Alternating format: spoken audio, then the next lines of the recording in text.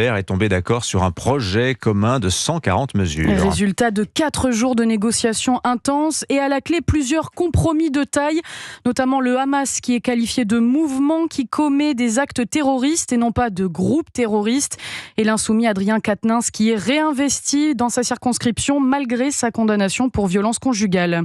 Et en cas de victoire de cette NUPES nouvelle formule, dans 3 semaines, plusieurs noms circulent pour prétendre au poste de Premier ministre. Le communiste Fabien Roussel, l'insoumis François Ruffin et surtout Jean-Luc Mélenchon.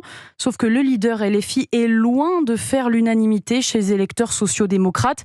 C'est ce que vous avez pu constater à Toulouse, Charles L'Huillier, la ville rose qui a plébiscité Raphaël Glucksmann aux européennes.